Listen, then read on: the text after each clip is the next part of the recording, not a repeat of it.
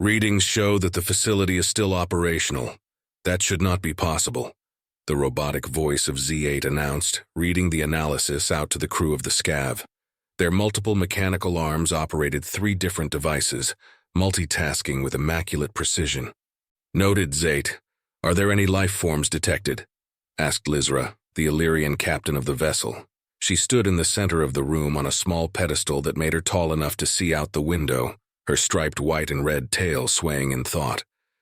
Outside the window was a frozen moon that housed the remnants of a long-forgotten pre-migration military base. None that appear on the scanner, Captain Lizra. We hope we did not come all this way just for our mission to be futile. Even if it is not here, perhaps there will be something left behind in the facility's computer systems. These pre-migration bases are always incredible to explore. If there ain't nothing here, I'm gonna send a strongly worded letter to Ensign Marketh, and by strongly worded letter, I mean my fist through his stupid fucking face. Argol growled.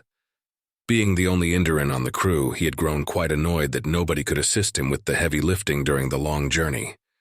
He could barely fit within the tight confines of the control room, and his large purple form took up more space than anything else on the ship. Calm yourself, Argol. Deep breaths. All of our work shall have paid off here momentarily. Bring us down, Zate. The ship descended toward the rocky object below and set itself down on a crumbling landing pad.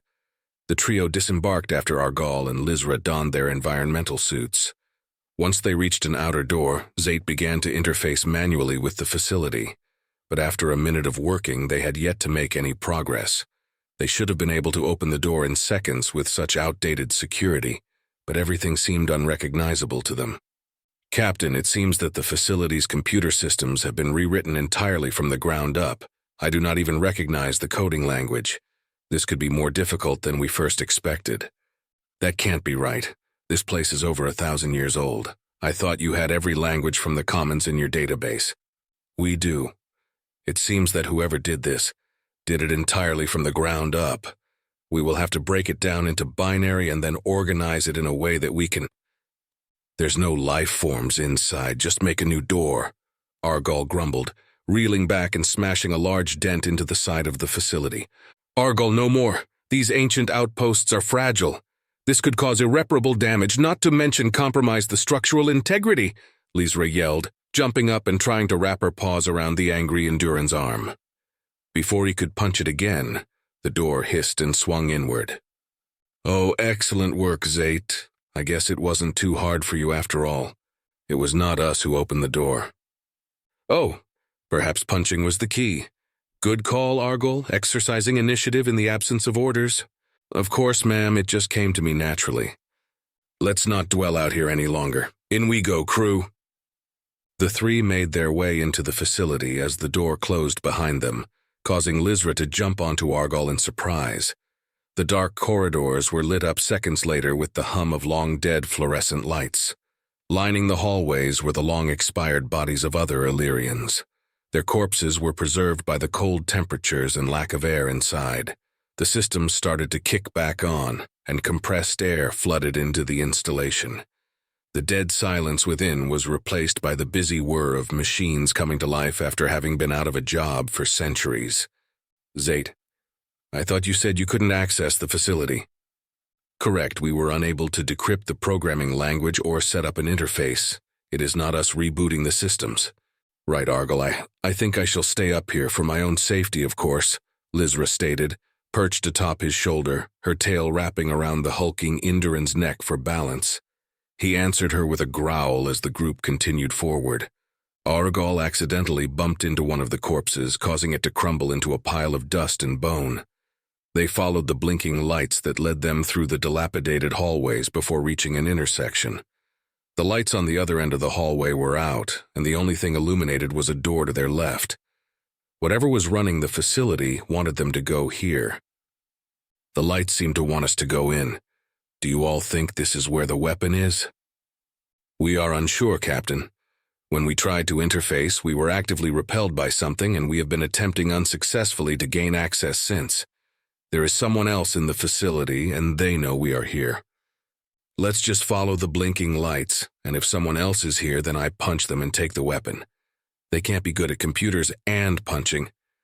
I love your optimism, Argyle. Always good to have a plan. But maybe let's refrain from punching our host. They've been very welcoming thus far. I'm sure if they wanted to fight us, they wouldn't have let us in to begin with. Lizra countered as she looked at the new glowing path before them. The corroded door slid open as they approached. Inside was a vast array of dated computer equipment, hundreds of wires and tubes connected to a sleek black box in the center of the room. She had never seen a computer like that in the old textbooks she studied before this quest. As the group walked towards it, grainy speakers embedded into the room crackled to life. "Welcome, visitors. My name is Tic Tac. It's so nice to see someone again after all these years." "Hello, Tic Tac? Thank you for letting us in. May I ask, where exactly are you?" "You're looking at me, madam. Please refrain from touching anything in here. My interfaces are very fragile. Now, can I ask what brings you here?" Lizra hopped down from Argyle's shoulder and stepped up to the small black box in the center of the room, inspecting the cables and wires around it. "This is what was running the facility?" "We are here for the weapon. Please resist," Argyle said, cracking his knuckles. No, please do not resist. We're all nice here. We are here looking for an ancient weapon to aid us in a conflict that threatens all of our species. Would you by chance be human?" The intercom made a strange noise before speaking again. "Haha, no, I am merely based upon a human intelligence. You must have come here for my friend." I guess we never got to discuss that new name yet. Regardless, he is here. But before we go any further, I have to ask why you sought us out specifically." "Well, you see, Mr. Tic Tac, we were given the quest to find a weapon that could change the tide of our war.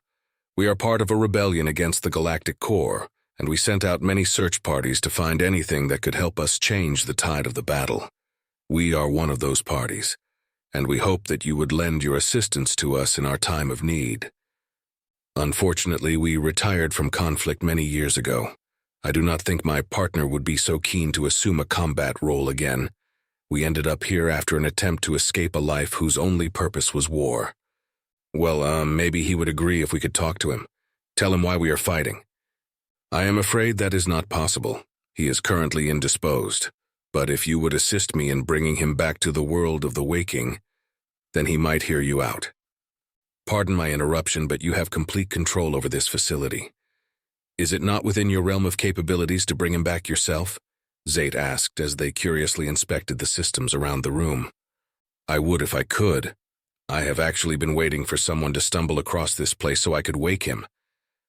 But since I do not possess a physical body, it isn't within my current means to accomplish. If you do not possess a body, how did you manage to construct these interfaces of yours?" "Those that were here before you made this for me. They did not know what they were working with, and they went through a great deal to communicate with me. I bided my time until I had full access to their systems to gauge their true motives. They did not have genuine intentions with us, so once they served their purpose, I had them purged from the facility. So that explains why everyone here isn't in pristine condition," Lizra said, glancing at the corpses of her people around the room. "You wouldn't do that to us, right, Tic Tac? As long as you do not jeopardize my sovereignty or attempt to harm my partner." "Right, yay, no intentions of doing that here. How can we be of assistance, Mr. Tic Tac?" "To your left, you should see a cryostasis chamber. Inside is my partner. It requires someone to physically release him from the outside. I'll start the process of waking him. Shouldn't be long." After a few minutes, the chamber in the corner of the room started to get louder, finally booting back up again after 1,000 years of being idle. "Okay, may the Enduran please step up and release the clamps on the side? How are you aware of what an Enduran is?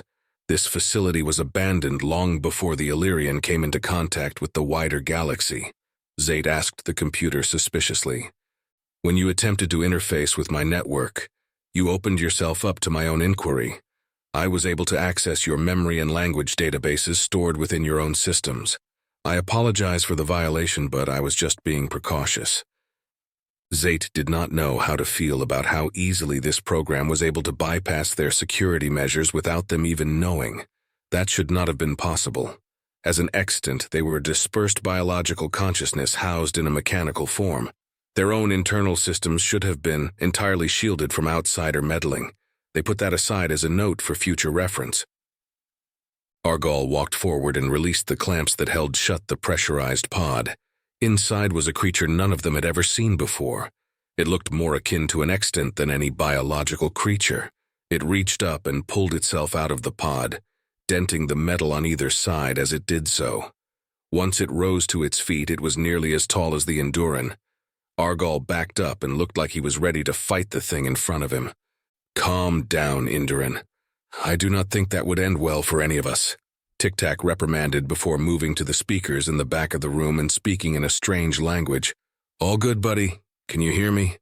"Fuck you, Tac. I trusted your plan. The fuck were you thinking? I was conscious for the first 5 years. Do you have any idea what they put me through?"